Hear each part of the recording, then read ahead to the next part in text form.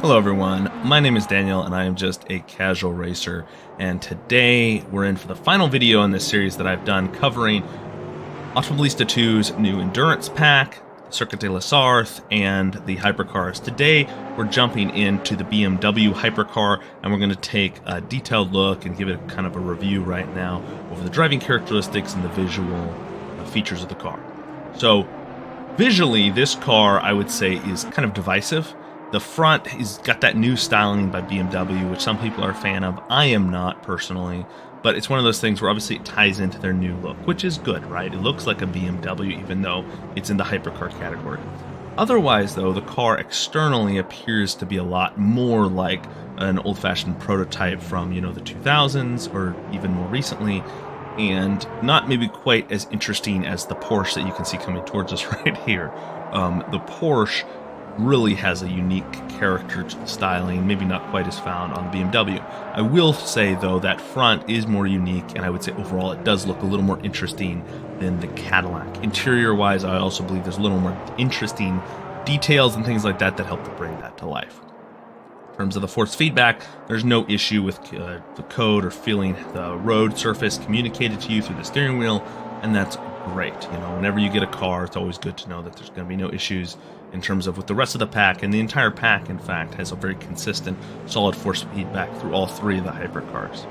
Finally, getting into kind of some of the handling characteristics and traits of this car. This car does seem to be, in terms of the mechanical grip, somewhat splitting the difference between the Porsche and the Cadillac. It has a little bit more twitch on exit, especially if you put the power down, but it is very difficult to actually fully lose control of the vehicle. So somewhat in between, I do believe there is a bit less downforce in high-speed corners and maybe even a little bit less in the medium-speed corners. You'll notice the car pushes out on you a bit more when you're carrying speed through those corners. And that is something that kind of limits this car potentially on more flowing circuits. All three of these cars have unique characteristics, and BMW seems to slip in nicely between both the Porsche 963 and the Cadillac Hypercar. Alrighty, and so now we're in the BMW Hypercar here, and we're going to be driving this around Kyalami here. 3-lap race. I've mentioned some of the characteristics of this car. Make it kind of feel like it's positioned between the two other hypercars. Mechanical grip, especially under the lower, low-speed corners, is a nice balance in my opinion. It's a little bit twitchy, a little aggressive feeling, but at the same time, not quite so neutral as the Porsche.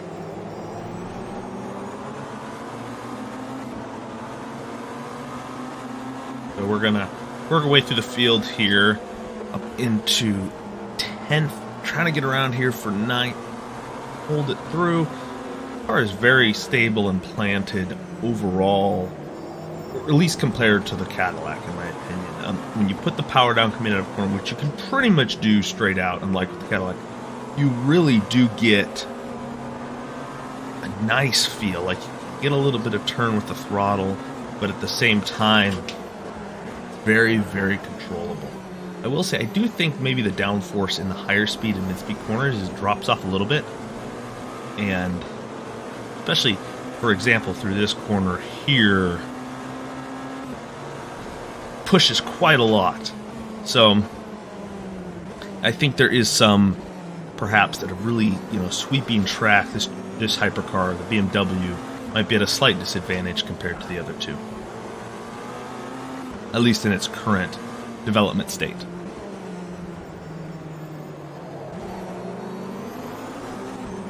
Up into 4th already. We really made good time moving through the field there on the first lap.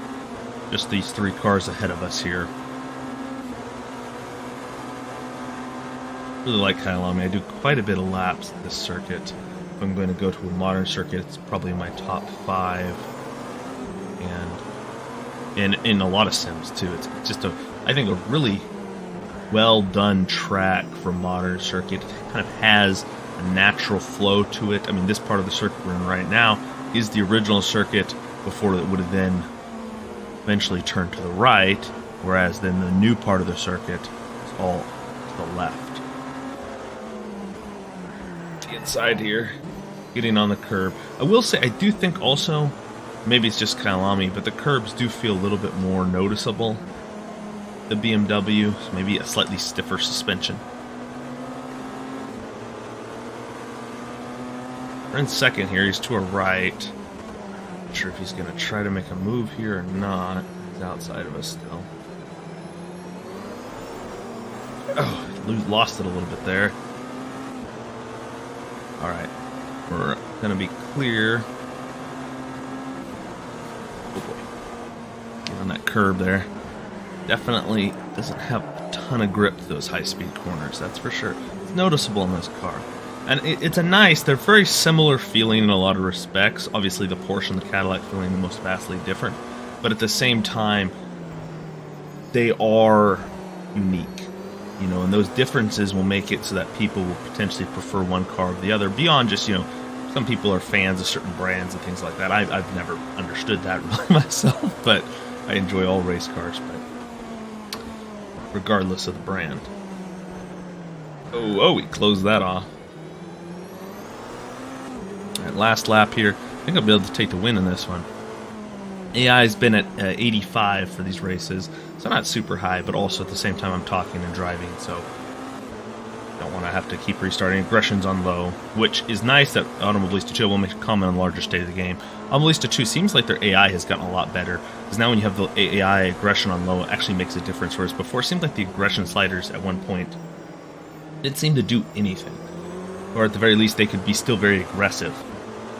And for me, being someone who wants to limit the amount of times I have to do a race to create a video, you know, I'd like to turn the aggression to low, and then, you know, if I'm racing by myself, I'll often turn up to medium or so.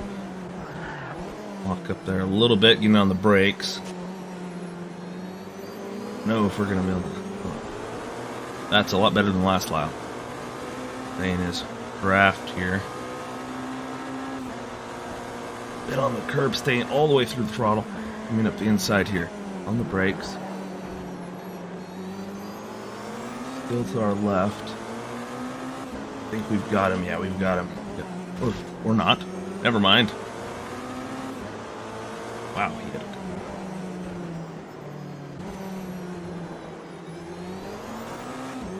The last line. And it's a drag race to the finish line.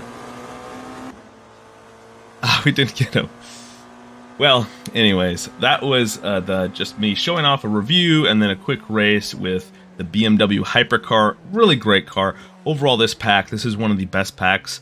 I believe it's going to be $10 or $20 for the track, and then I think the pack's going to be $20, and I'm sure you'll be able to pick it up on sale. But this is one of those that I think, whether you're, you know, a fan of historic or modern racing, this is one you definitely want to add to your collection. I know I'm really excited to see some of the historic Le Mans circuits to be coming out, but just really well done, and I think Automobilista 2 is finally starting to hit its stride here. And the good news for them is a lot of these games that are being developed have continued to be pushed back, so it's leaving them in the prime position right now to be kind of the dominant simulation title for the next maybe year or so, which is a really good opportunity for Automobilista 2, so, and the Riza Studios team. So hopefully check out the rest of my videos. They're all linked down in the video description. I've covered each of the hypercars, the Porsche, the Cadillac, and the BMW, and then I've also done a dedicated video driving one of the GT3 cars around the new Circuit de la Sarthe. Check all those out. You can hopefully it'll help you make a good decision about whether this pack is for you. I certainly think it probably will be, and thanks so much for stopping by this video, but most of all, I hope that every single one of you has a fantastic rest of your week.